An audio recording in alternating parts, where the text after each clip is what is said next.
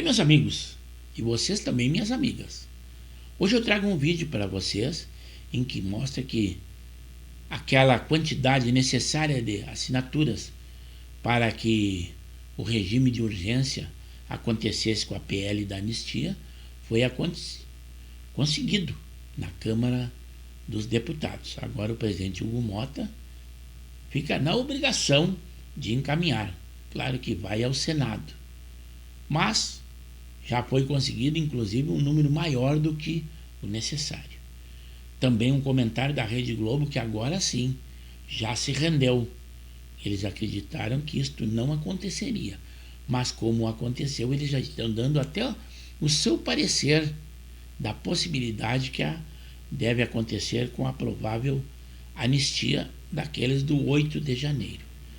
Mas invasões também houveram em Brasília, só que agora pelos indígenas, mas esses não vão responder por nada. Estão livres, leves e soltos.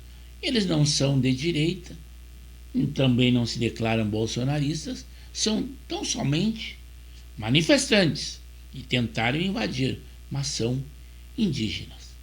Também aquela decisão, a Lei da Penha pegou o deputado Janones, não foi tão branda quanto aquela das rachadinhas, que só o condenou a pagar uma multa pequena, mas a perda de cargo não aconteceu. Mas a Maria da Penha não perdoa.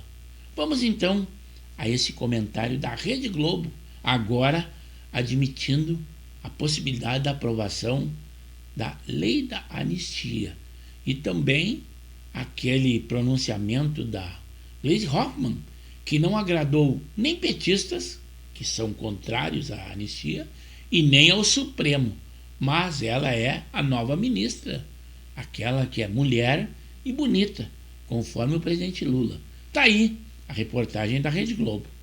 Natuza, o que aconteceu é que o governo não contava que os bolsonaristas iriam conseguir as 257 assinaturas necessárias e, pelo visto, eles vão conseguir, né? E com esse número de assinaturas na mão, fica difícil para o Hugo Mota simplesmente engavetar esse requerimento, né? Uma saída seria ele chegar ali na reunião de líderes e dizer: vocês concordam? Alguns líderes não vão concordar. Só, como não tem consenso, eu vou mandar para as comissões. As comissões vão tratar disso, eu não levo para o plenário. Mas o momento político está difícil nesse sentido. E ele pediu uma ajuda, claramente pediu uma ajuda. Olha, ou vocês venham ao meu socorro e me ajudam nessa tarefa de tentar evitar que esse projeto seja pautado, seja votado, ou então ele vai acabar sendo votado e aprovado na Câmara, não sei se no Senado, né? O governo, eu lembro que eu conversei várias vezes com alguns líderes do governo e com ministros, e falaram assim: vocês não vão nem aceitar a redução de pena, né? Nem a redução de pena vocês vão aceitar? Não, não vão aceitar a redução de pena, está certo, tudo que o Supremo está fazendo está correto, mas agora eles modularam a fala. É nesse comentário do Valdo que ele diz modularam a fala, quer dizer que o Supremo viu que a dosimetria não está de acordo com o que está acontecendo. Basta dizer que eles dizem que muitas pessoas estavam armadas de Bíblia, armadas de batom. Isto não vale como argumento para a justiça dizer que estavam armados os manifestantes. Golpes não existiu com certeza.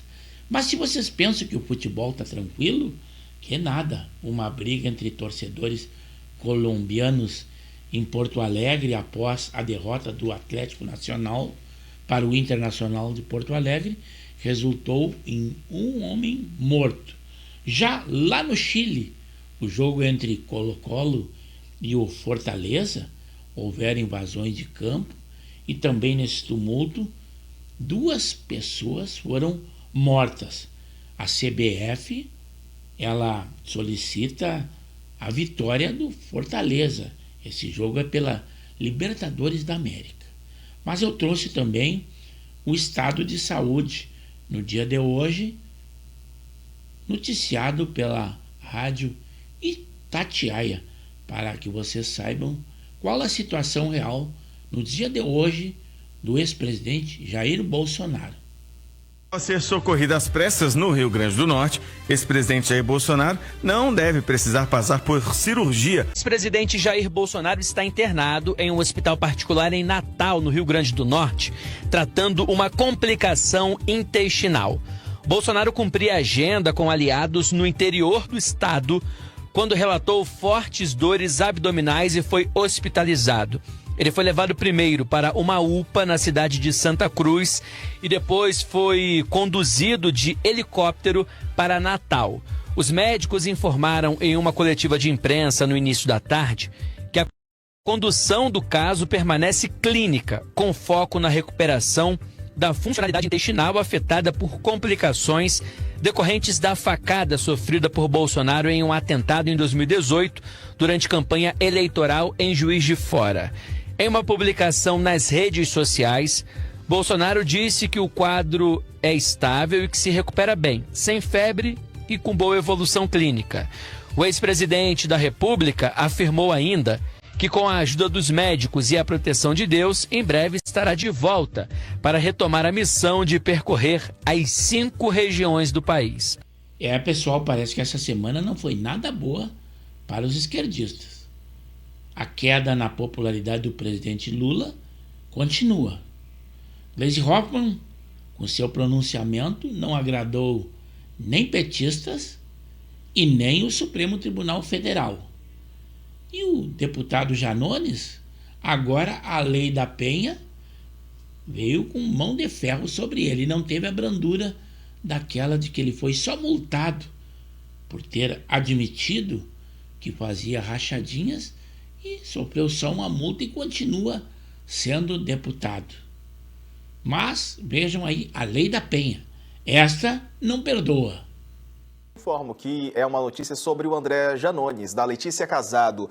A ex-mulher do deputado André Janones conseguiu uma medida protetiva contra o parlamentar com base na Lei Maria da Penha. É esse destaque aí que você está vendo no site do UOL em relação ao Janones, né? Uma decisão da Justiça, né? Por meio da Lei Maria da Penha. Roda aqui, ó, porque a Leandra Guedes, também filiada ao Avante, é prefeita de Ituiutaba, que fica a mais de 600 quilômetros de BH, cidade com mais de 100 mil habitantes no interior de Minas, onde Janones nasceu. A decisão da Justiça Mineira cita o contexto de possível violência psicológica e social contra a prefeita e afirma que até o deputado pode ser preso em flagrante caso desrespeite a medida protetiva. Mais informações sobre essa decisão, mais uma aí contra o Janones, dessa vez enquadrado na Lei Maria da Penha, e foi concedida a medida protetiva contra ele em relação à ex-esposa. Também nós temos algumas notícias como que de Alexandre de Moraes autorizou a prisão domiciliar para Chiquinho Brazão. Ele é aquele acusado de mandar matar Marielle Franco. Quanto ao inquérito do golpe, o ministro Alexandre deu 5 dias para o presidente Bolsonaro apresentar a sua defesa. O presidente Lula se manifestou. Ele apoia a Dinamarca contra a anexação da Groenlândia por Donald Trump.